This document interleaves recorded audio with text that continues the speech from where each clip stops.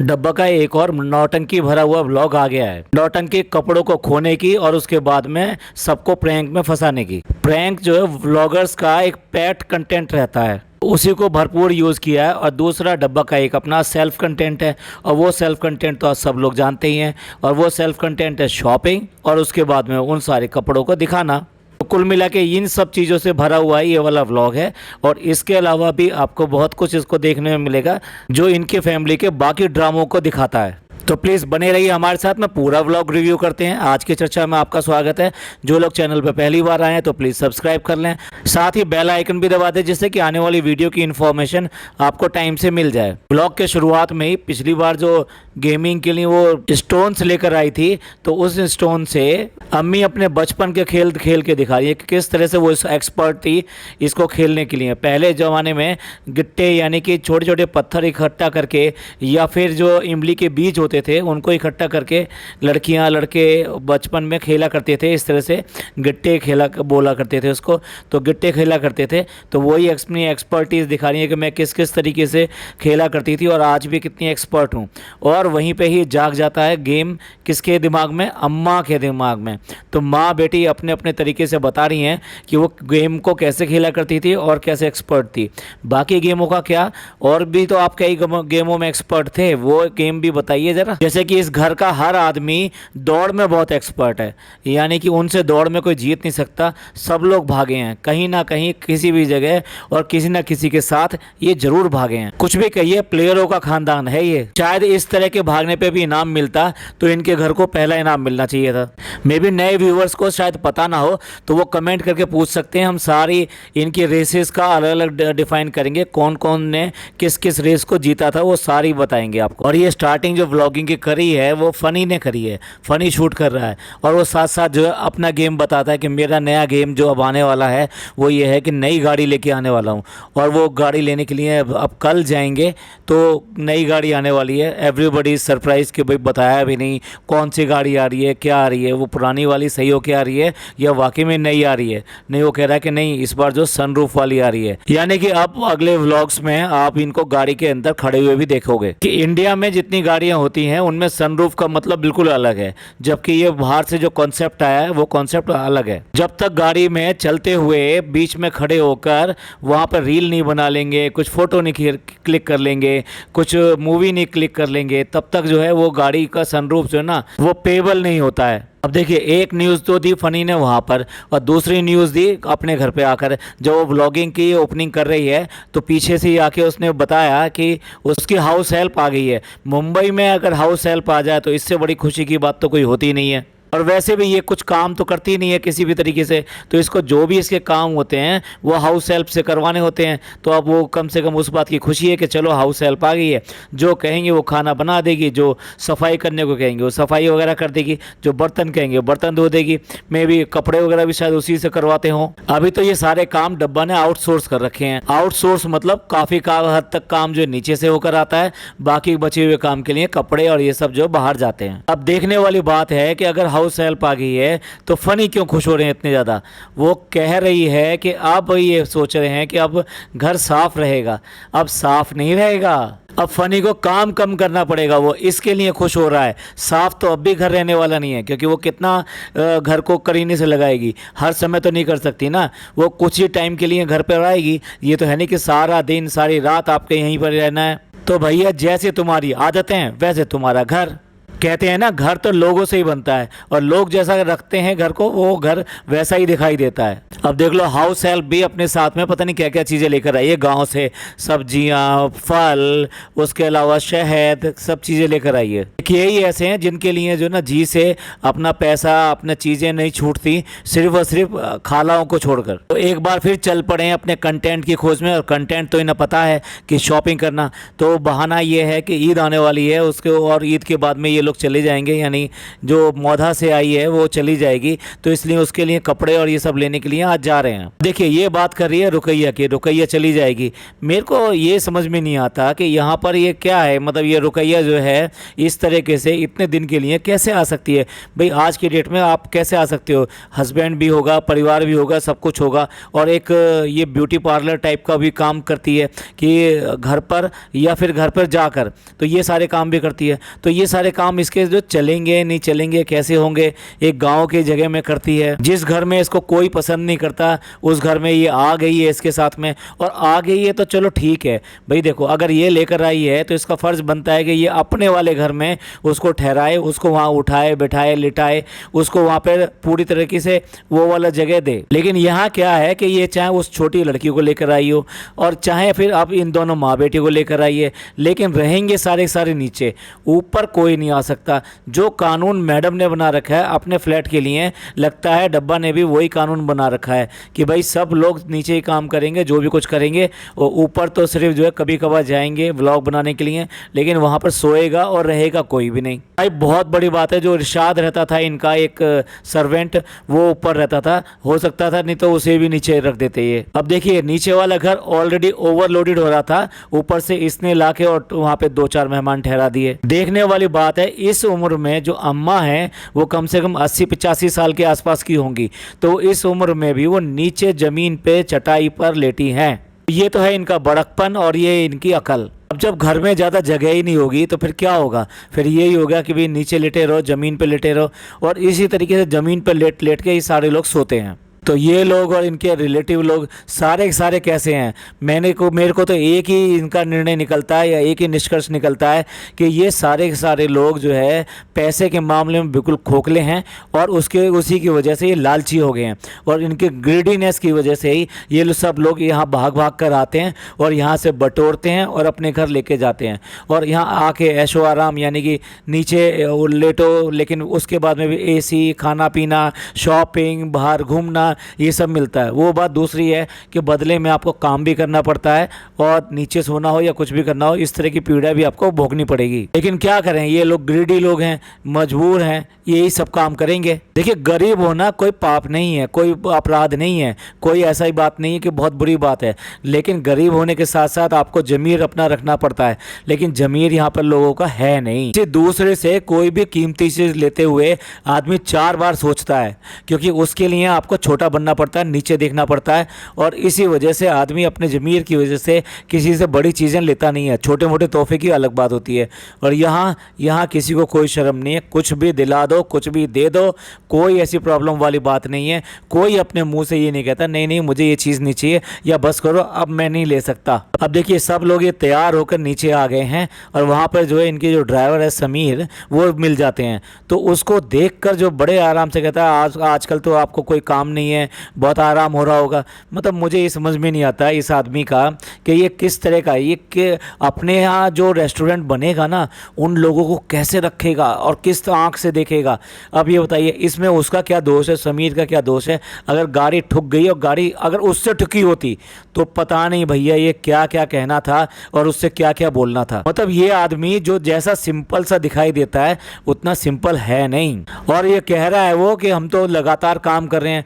भैया ये काम को तो यही भेजता होगा ना कुछ भी काम करने के लिए, या रेस्टोरेंट वगैरह में ले जाता होगा, तो जो भी कुछ काम करा रहा है वही करा रहा है ना, इसमें उसका क्या दोष है? उसके तो बच्चे पलने हैं ना, उसने तो गाड़ी नहीं ठोकी है ना, उसका तो कोई नुकसान नहीं हुआ, तो आप उसका नुकसान करने के लिए क्यों बैठे हो? दूसरा, कुछ शर्म होती है आंखों की, और कुछ तरीका होता है कि दूसरे के बारे में भी आप सोचें, और कहने से पहले 4 बार सोचना चाहिए। उसको बार बार इसी तरह शर्मिंदा करते रहता है। इससे पहले भी जब गाड़ी वहाँ गैराज में देख कर आया था तब भी बोला अब तो 9-10 दिन के लिए आपकी तो छुट्टी होगी, आपके तो मजे आ गए, और आप क्या करोगे? उसने एक जवाब दिया कि भाई बहुत सारे काम हैं, आपके बहुत सारे काम हैं, बहुत सारे काम करने होते हैं, वो सब काम करेंगे, हम कहाँ खाली रहेंगे। और अब गाड़ी नहीं है तो सारे लोग ऑटो में जा रहे हैं, 2 ऑटो में।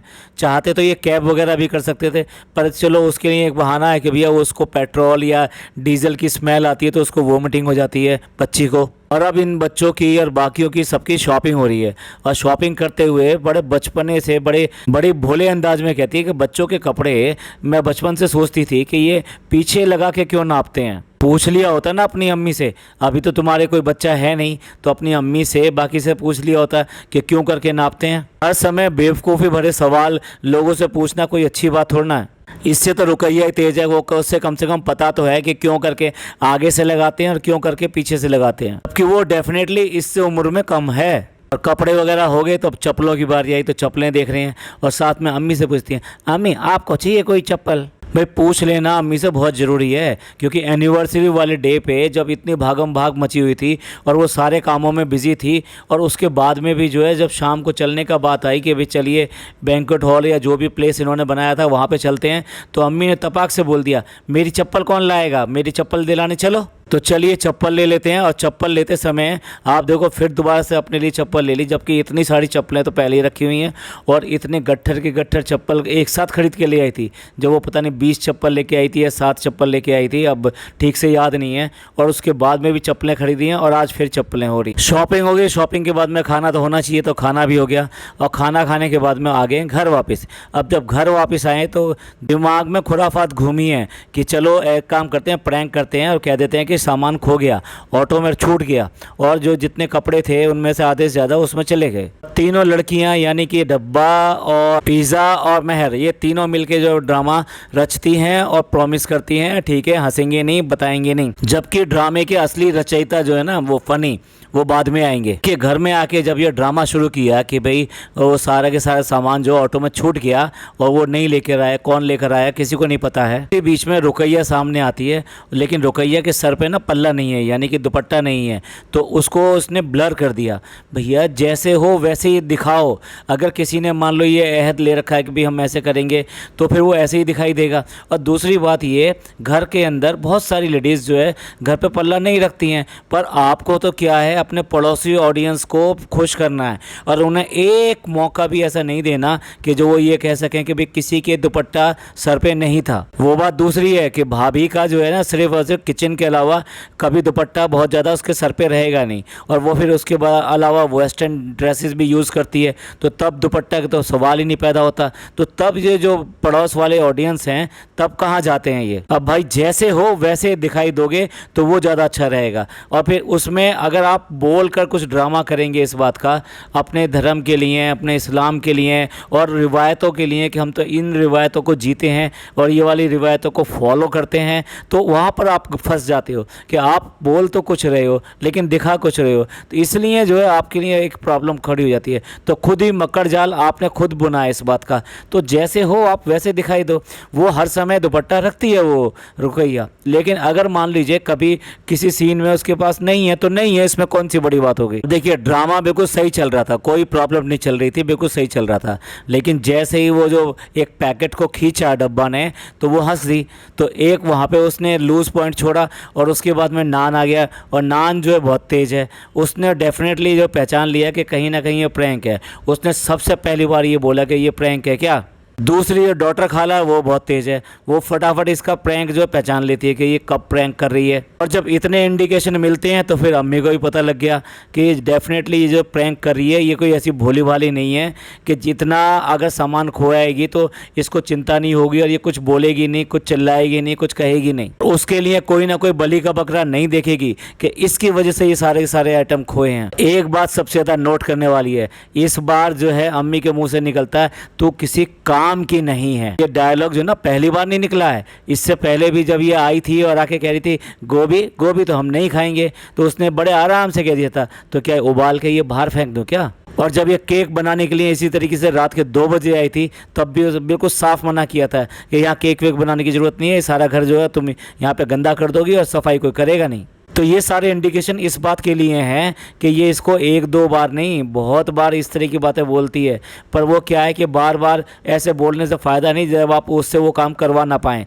तो ऐसा करने के बाद में खुद ही जो है उसके लिए वो सब काम करके दे देती है। जैसे उस दिन भी उसके लिए गोश्त बना के दे दिया, जब वो गोभी नहीं खा रही थी तो उसके लिए बना कर दे दिया। ऐसे तो है नहीं ना घर के अंदर हमेशा रखा रहता है, वो मंगाया भी गया होगा, बना भी होगा, ये सब किया गया होगा। तो जब पैम्परिंग तो चलती है अव्वल दर्जे की, तो फिर ये कहाँ से सुधर जाएगी? इसकी आदत तो वैसे की वैसी रहेगी।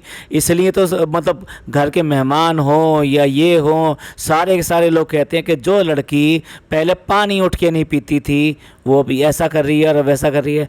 इसको साफ जाहिर होता है इस बात से कि इसने कभी आज तक कभी भी कोई काम किया नहीं है। और ये घर की हर बच्चा जानता है। इवन देन जो आसपास वाले हैं, मतलब जो आते जाते हैं इनके घर में, वो भी अच्छी तरह से जानते हैं। इसलिए ये कहा जाता है। और देखो कितनी तेज है। रुकैया ने जैसे ही कहा कि हमारे मन में मतलब हो रहा था ऐसा कि हम ये खो ना जाए या ये छूट ना जाए, तो वो कह रही है जब तुम्हारे मन में था तो तुम्हें कह देना चाहिए था ना। तो उसको भी खींचने से बाज नहीं आ रही है, जबकि हरकत उसकी खुद की है। कभी भी कोई गलती दूसरे में मरनी हो तो ये इसमें बहुत आगे है कि कब कौन सी चीज़ किसने ख़राब कर दी। जिस तरह से अभी केक बनाया था तो ये कह दिया कि ये जो केक में मीठा नहीं गया है वो फ़नी की वजह से नहीं गया है, जबकि क्लियर कट वहाँ पे स्लिप में लिखा हुआ था कि 3/4 कप जो है आपको स्वीट डालनी है, यानी शुगर डालनी है। अगर तुम लिखे हुए को भी फॉलो नहीं कर रही हो तो फिर गलती उसकी थोड़ी ना है कि भैया इसने ये कहा, इसने नहीं कहा कि भी चीनी डालनी है। और अम्मी पूरे आवेश में, हमको बिल्कुल अच्छा नहीं लग रहा, तुमने बिल्कुल गलत किया है। इस लड़की को पहले सुधारा होता तो आज ये नौबत नहीं आती। अब देखो अम्मी के चेहरे पे हवाइयाँ उड़ी पड़ी हैं और कह रही है कि चलो किसी तरह से ये मिल जाए। उसमें हमारा भी एक कुर्ता था। अब सबसे ज़्यादा दुख जो हो रहा था वो बच्ची को हो रहा था, क्योंकि उसके पहली बार इस तरह से कपड़े आए थे, मॉल से कपड़े आए थे। इससे पहले तो वो पटरी बाज़ार या फिर जो शॉप्स होती हैं उनसे उसके कपड़े आते थे। इस पर फर्स्ट टाइम जो है दोनों की माँ बेटी के कपड़े मॉल से आए थे, उनके पसंद के आए थे, और वो भी 1 2 नहीं 4-5 जोड़ी आए थे। अब प्रैंक खुल गया तो वो छोटी बच्ची ही सबसे पहले बोली कि तो क्या ये प्रैंक था। अब जब खुल गई बात कि और ऐसे खुली कि वो हंस रही थी, तो कह रही है मुझ पे एक्टिंग नहीं हो पाती है, मुझको हंसी आ जाती है, मेरे से एक्टिंग नहीं हो पाती है। तुम्हारे ऐसे एक्टिंग नहीं हो पाई तभी तो तुम आज यहाँ पर हो। तुम्हारी भाभी ने तुम्हें बहुत कोशिश करी थी और तुमने भी पूरी कोशिश करी थी कि आप अपने एक्टिंग में हाथ आजमा लो। टिकटॉक पे बहुत सारी वीडियोस आपने डाली और वो भी ओपन वीडियो डाली जो कि कोई भी देख सकता था। तो जब सारे कामों में हाथ आजमा लिया, कुछ भी नहीं बन पाए, तो फिर व्लॉगिंग ही करनी शुरू कर दी, और वो भी सिर्फ भैया और भाभी के बलबूते पे, और उनके नाम से जाने जाते थे। इससे पहले तो कोई जानता भी नहीं था कि ये कौन है कौन नहीं है। आज भी जो अधिकतर प्रोग्राम्स होते हैं उसमें इसको ज़्यादा पूछा नहीं जाता, उन दोनों को पूछा जाता है, क्योंकि वो सेलिब्रिटी भी कहलाते हैं वहाँ पर और साथ साथ व्लॉगर भी कहलाते हैं। अब लास्ट रिचुअल रह गया था कि जितने कपड़े लाए हैं वो सारे सारे दिखाने भी होंगे और ब्लॉग की लेंथ बढ़ानी होगी। सारे अपने कपड़े दिखा रहे हैं, भैया वहाँ से लेकर आए हो फिर यहाँ पर दिखा रहे हो। अगर आप बोल दोगे सब लोग तब भी मान लेंगे कि हाँ ये कपड़े बैग्स में कपड़े ही लेकर आए हैं, कोई पत्थर नहीं लेकर आए। अब किसी को क्या इंटरेस्ट कि आप कौन कौन से कपड़े कितने जोड़ी लेकर आए हो।